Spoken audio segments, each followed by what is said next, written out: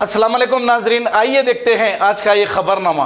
रमजान के महीने में फिर एक अफसोसनाक वाक़या पेश आया है। तफसीलात के मुताबिक कुलसुमपुरा पुलिस स्टेशन हुदूद के इलाके अब्दुल रज़ाक मस्जिद के पास एक घर में 18 साल मोहम्मद अली नामी एक नौजवान लड़के की लाश लटकती हुई घर में दस्तयाब हुई है। अब ये खुदकुशी है या कत्ल? इनके घर वालों का कहना यह है कि मोहम्मद अली का गला दबाकर कत्ल कर दिया गया।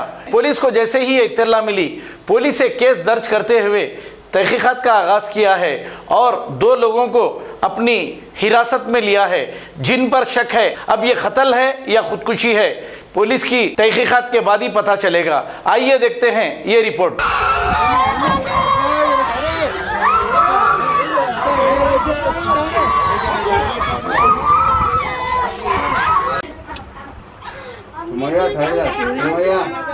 ठहर जा बेटा, बैठ जा।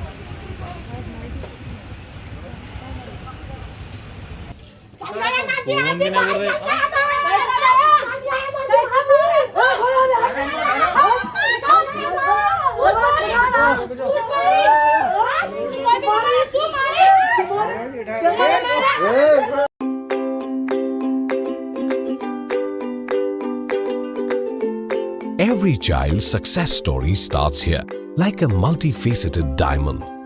Every student who steps into Success School shines with brilliance, sculptured by teachers polished to perfection.